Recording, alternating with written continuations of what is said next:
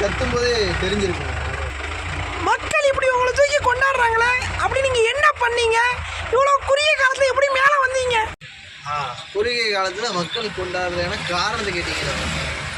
அதாவது அதுக்கு காரணம்னு சொன்னா என்ற நண்பர்கள், ஏன்னா என் கூட இருக்கிற அலாக்கா போகிற அலிபாசா, நாசமாக போன தௌபிக்கு, இன்னொருத்தன் என்னையே நாசமாக ஆக்கிற காதலி, இது மாதிரி நண்பர்களை கூட வச்சு தான் நான் முன்னே வந்து நினைக்கிறீங்களா? அந்த அலாக்கா போகிறவங்கள்ட்ட இருந்து ஒரு வழியாக விடுதலை கிடச்சிச்சின்னு அவங்கள விட்டு விலகினேன். இன்னைக்கு நான் நல்லா இருக்கேன். மக்கள் என்ன கொண்டாட.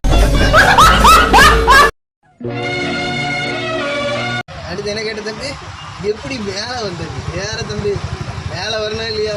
டெய்லி நான் கீழே தான் வந்துக்கிட்டு இருக்கேன். ஏன்னா எங்கள் வீடு மாடிக்கு மேலே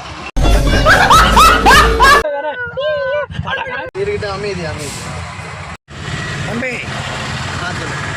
சூப்பர் தம்பி. ஓகே. இவ்வளோ குறுகிய காலத்தில் நீங்கள் எப்படி வளர்ந்து வந்தீங்க? மக்களுக்கு அதை பற்றி சொல்லுங்கள், கொஞ்சம் மோட்டிவேஷனாக இருக்கும். நான் எப்படி வளர்ந்து வந்தேன்னு கேட்குறீங்களா? சின்ன வயசுலேருந்து எங்கள் அம்மா சொல்லிக்கிட்டே இருப்பாங்க, ஏய் வளருடான்னு கேட்கவே மாட்டேன். ஒரு கட்டத்துக்கு மேலே தான், ஒரு வயசுக்கு மேலே தான் எனக்கு புரிஞ்சிச்சு, நம்ம இப்படியே இருந்தால் ஒப்பேராது, வளர்ந்தே ஆகணும்.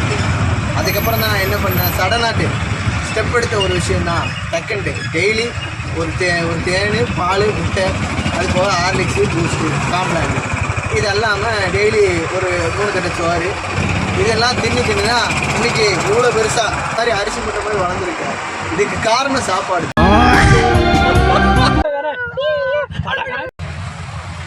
உங்கள் கூட இப்படி ஒவ்வொரு அட்டி, குறுப்பு, கூட்டம்ட்டு ஒவ்வொரு கூட்டம் இருந்துருப்பாங்க.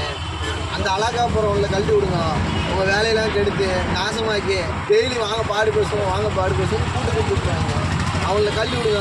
நீங்கள் முன்னேறலாம், மேலே வரலாம், வளர்ந்துடலாம். வாழ்த்துக்கள் நண்பா.